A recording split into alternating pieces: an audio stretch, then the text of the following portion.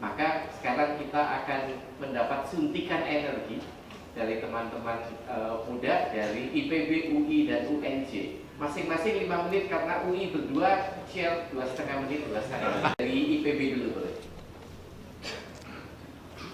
UI terakhir ya. Assalamualaikum warahmatullahi wabarakatuh. Terima kasih yang kami hormati para guru besar dan seluruh hadirin yang hadir di sini. Pertama, izinkan saya Bapak Ibu untuk menggelorakan salam kami. Salam yang selalu kami gelorakan di jalanan, salam yang kami gelorakan bersama-sama dengan buruh, bersama petani, bersama rakyat. Sambut salam hangat saya, salam cinta atas nama perjuangan, karena cinta kita berjuang. Hidup mahasiswa! Hidup mahasiswa! Hidup rakyat Indonesia! Hidup rakyat Indonesia! Hidup pertanian Indonesia! Hidup pertanian Indonesia! Hidup perempuan Indonesia! Hidup perempuan Indonesia!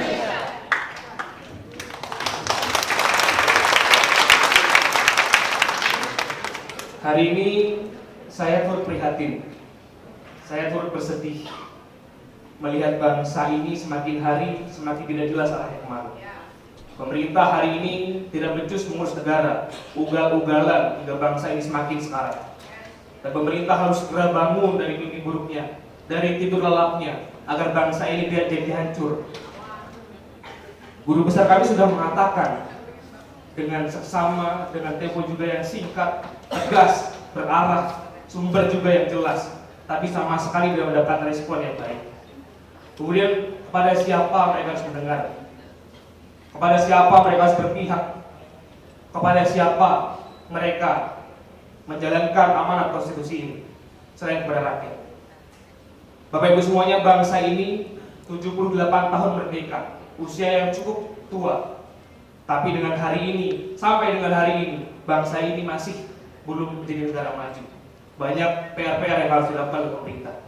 Hari ini saya mendapat topik mengenai beberapa hal tentang agraria. Bicara mengenai konflik agraria, Bapak Ibu semuanya. Menurut data KPA, 8 tahun terakhir tercatat sejumlah 2.939 kasus konflik agraria di seluruh Indonesia. Bayangkan.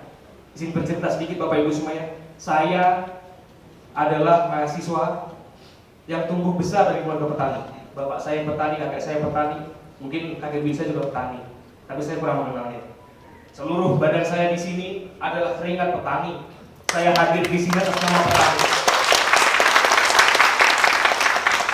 Selama saya pulang, saya sering bercerita dengan ayah saya. Pak, bagaimana hasil pertaniannya? Oh, pupuk mahal nih. Pemerintah ugal-ugalan, tidak bertanggung jawab. Kami tidak mendapatkan harga gabah yang pas. Kami tidak mendapatkan harga pupuk yang murah. Kami tidak mendapatkan obat-obatan yang dapat dijangkau. Mereka bertanya pada saya juga, tetangga-tetangga saya. Saya yang mengatakan, sabar dulu Pak. Apalagi yang bisa katakan Bapak Ibu semuanya. Kalau bicara mengenai ketahanan pangan dan swasembada pangan, tapi pemerintah sama sekali tidak berbicara ataupun tidak memihak pada para petani, maka itu semuanya omong kosong. Omong kosong belaka ketika pemerintah menginginkan swasembada pangan nasional. Omong kosong belaka ketika pemerintah ingin mengatasi krisis pangan nasional. Sekarang kita melihat harga beras naik, rakyat kebingungan, bertanya kepada siapa yang bisa mereka tanyakan, bertanya kepada saya, bertanya kepada guru kami. Sedangkan dalam komunikasi publik pemerintah yang mengatakan ini sudah mendekati lebaran, harga sudah biasa naik. Omong kosong. Ini adalah bukti konkret bahwa pemerintah sama sekali tidak bisa membawa negara ini. Pemerintah tidak bisa menerapkan prinsip-prinsip berkeadilan. Pemerintah tidak berpihak pada rakyat dan hanya membentangkan karpet merah pada korporasi. Dari konflik agraria akhirnya melahirkan kerusuhan lingkungan dan melahirkan kerusakan sumber daya alam. Rakyat Rempang yang tadi juga sudah disampaikan harus mengalami pergusuran, dibenturkan dengan aparat. Keadilan macam apa yang ingin ditegakkan kalau rakyat yang sudah 200 tahun lama tinggal di Rempang harus kehilangan tanahnya? Kalau mereka kehilangan tanahnya, maka bukan hanya tanah yang hilang, budaya mereka juga hilang, cita-cita anak-anak mereka juga hilang, harapan mereka juga hilang. Lalu apa yang tersisa? Tidak ada yang tersisa. Kaum birokrat para pemegang kekuasaan di negeri ini juga tidak becus mengatur semuanya. Modal politik mungkin sudah dikeluarkan sangat banyak, sehingga perlu balik modal. Mereka menjual hak guna atas lahan, mereka menjual izin-izin pertambangan, sehingga menyebabkan kerusakan lingkungan. Maka saya ingin tekankan kepada kita semua, ketika kritik tidak lagi didengar, ketika suara dibungkam, akademisi juga dibungkam, rakyat direpresif, tidak mendapatkan keadilan yang seharusnya mereka dapatkan, maka kami mahasiswa hanya bisa mengepalkan tangan kiri kami dan berkata, lawan! Kita semua harus melawan. Bapak Ibu semua, kita harus melawan. Maka saya bersumpah atas diri saya sendiri, ketika nanti berjumpa dengan para pendiri bangsa ini, dan kemudian juga berjumpa dengan para penguasa hari ini, berjumpa di akhirat, saya akan katakan bahwa sebaiknya jajaran itu harus ditahan dulu. Tuhan, tolong ditahan dulu, biar kita adili, biar bangsa ini bisa mengadili. Itu saja, begitu, terima kasih. Terima kasih banyak. Silakan teman UNJ. Ya, bismillah, assalamualaikum warahmatullahi wabarakatuh. Mohon izin Bapak Ibu Guru Besar, Bapak Ibu dosen dan hadirin sekalian. Terima kasih atas kesempatan dan undangannya. Sebetulnya ini menjadi salah satu tanda bagi kita mahasiswa bahwa yang muak dengan kondisi bangsa hari ini bukan hanya mahasiswa, tapi juga Bapak Ibu guru-guru kita. Jadi di sini saya akan coba berbicara tentang pendidikan, karena UNJ adalah kampus pendidikan. Dan kita sama-sama sepakat sepertinya bahwa pendidikan adalah hal paling fundamental yang dibutuhkan oleh suatu bangsa. Dan hari ini pendidikan kita memiliki begitu banyak masalah. Kalau mau disederhanakan, sebetulnya yang utama adalah bagaimana akses pendidikan ini bisa digapai oleh anak-anak bangsa. Kalau mau dilihat dari jumlah sekolah yang ada, itu membentuk piramida. Jadi SD, sekolah dasar itu di Indonesia ada begitu banyak, ada sekitar 170.000.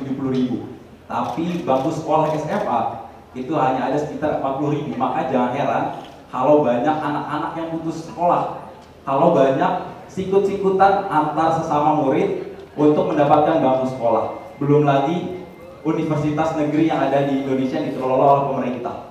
Ini adalah seputar akses.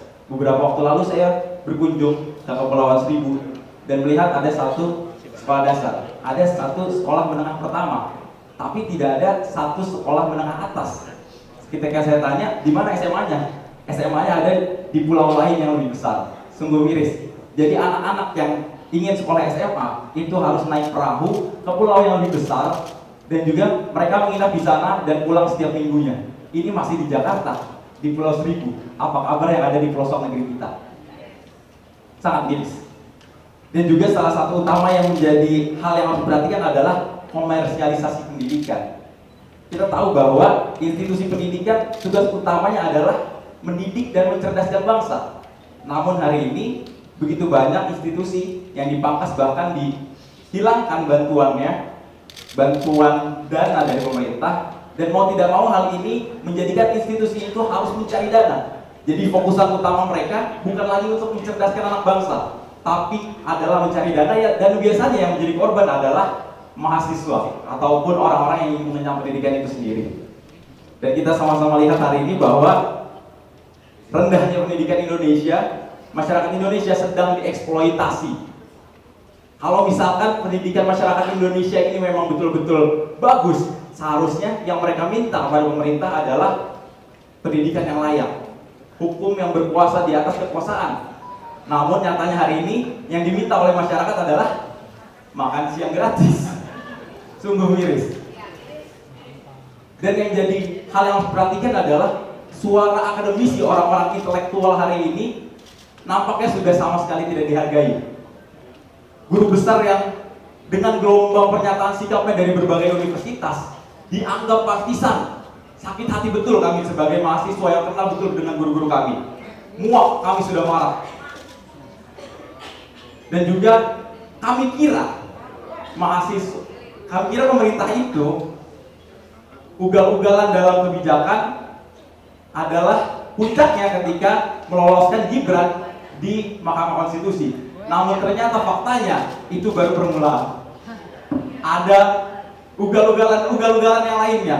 yang dimana banyak menteri berkampanye dengan aktif tanpa mencopot statusnya sebagai menteri. Fasilitas-fasilitas negara yang digunakan untuk berkampanye. Bahkan presiden kita sendiri, Bapak Joko Widodo, menggunakan bansos untuk kepentingan elektoral. Sangat miris.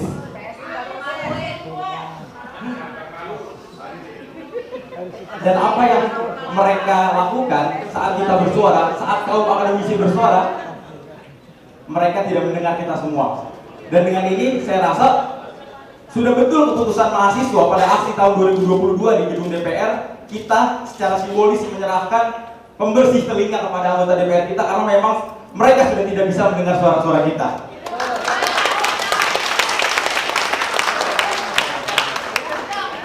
Saya harap dengan ini kita bisa sama-sama lebih memperhatikan pendidikan kita bangun masyarakat yang cerdas yang bisa memilih pemimpin sesuai dengan kebutuhannya.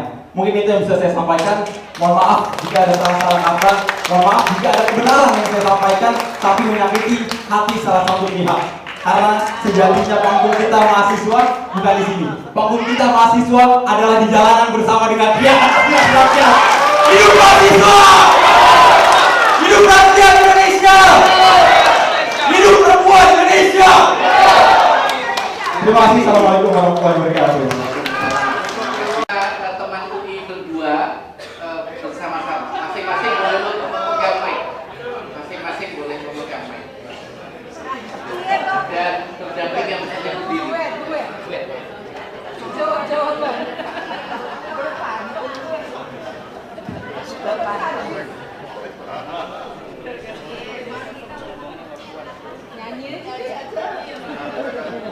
Oke, assalamualaikum warahmatullahi wabarakatuh.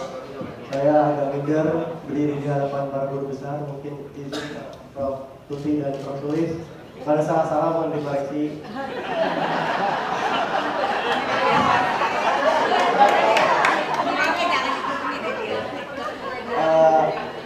Mungkin karena ini hari Kamis, saya memakai baju serba hitam untuk mengenang para korban pelanggaran HAM berat di masa lalu yang tidak pernah disalah. Kalau saya bilang hidup korban, tolong jawab jangan diam. Kalau saya bilang jangan diam, tolong jawab lawan. Hidup korban! Jangan diam! Hidup korban! Jangan diam! Menurut Undang-Undang Dasar, negara kita adalah negara hukum, Reichsstaat. Namun, pemantauan kami, BMFAUI nyatanya tidak begitu. Karena dalam beberapa tahun terakhir, banyak terjadi hal-hal yang tidak menunjukkan bahwa Indonesia adalah negara hukum.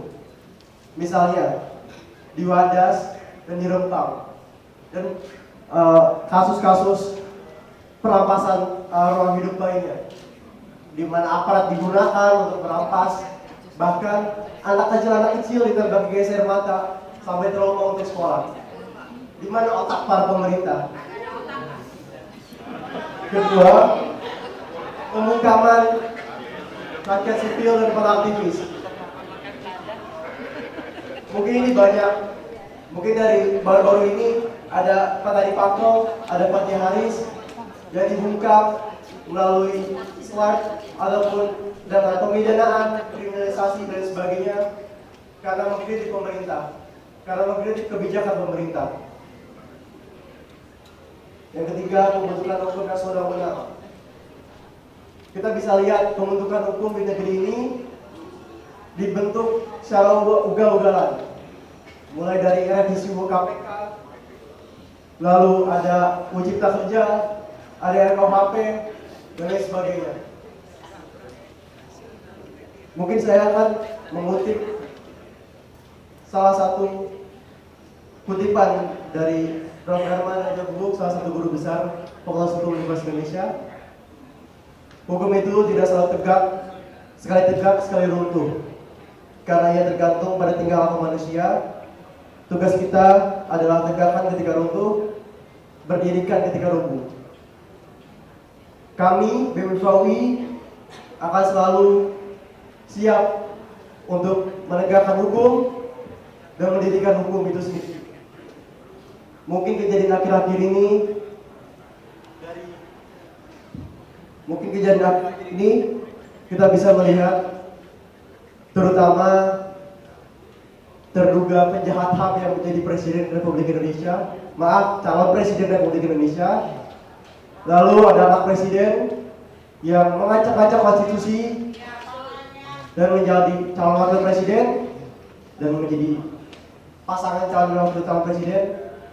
Kami BMFAUI tidak mau memiliki presiden yang merupakan penjahat kemanusiaan dan wakil presiden yang merupakan anak haram konstitusi. Sekali lagi, mungkin terakhir dari saya, mungkin tadi sempat disinggung juga bahwa kehancuran dunia ini disebabkan oleh pemerintah yang tidak mendengarkan para intelektual, para peneliti, para guru besar. Namun bagi saya, biarkan Indonesia ini tetap berdiri, namun biarkan pemerintah yang zalim itu hancur. Hidup Golkar! Jangan diam. Jangan diam. Baik, mari Mas kasih gongnya. Selamat siang, para pejuang keadilan yang terus menuntut kebebasan demokrasi di Indonesia hari ini. Selamat siang, orang-orang yang resah dan turut benci dan jijik dengan demokrasi yang dipertontonkan di hari ini. Indonesia adalah negara hukum, tapi dewasa ini acap kali kita lihat bahwa negara ini turut berubah menjadi negara kekuasaan. Harusnya negara hukum adalah negara yang kita cita-citakan, tapi ternyata seringkali diabaikan dan kekuasaan terus dilanggengkan dengan segala cara. Sempat disinggung tadi bahwa integritas negeri ini, integritas pejabat-pejabat yang ada di Indonesia ini telah tererosi. Terlihat dengan data tadi bahwa kita melihat kasus-kasus korupsi Indonesia itu sampai di titik terendah 34/100. Kita mengalami stagnansi juga dibandingkan tahun lalu dan mengalami penurunan peringkat dibandingkan negara-negara lain untuk melawan dan untuk menuntaskan kasus-kasus korupsi di Indonesia. Kami kawan-kawan mahasiswa tidak sedikit mendapatkan sebuah ancaman, mendapatkan sebuah bentuk represivitas, entah dari aparat atau dari orang-orang yang tidak bertanggung jawab.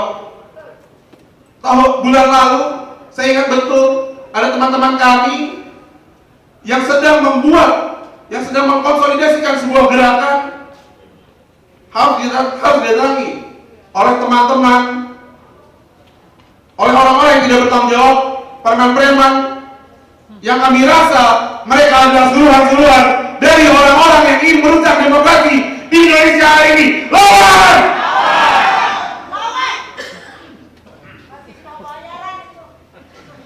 Kami mahasiswa tentu pasti akan terus melawan demokrasi yang sudah hancur di hari ini.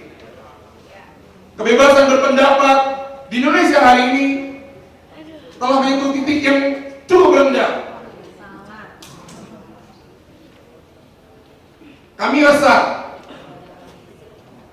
dan akan terus untuk menuangkan keresahan ini dalam bentuk apapun, bahkan hingga turun ke jalan dan melawan pemerintah yang ada di gedung neraka.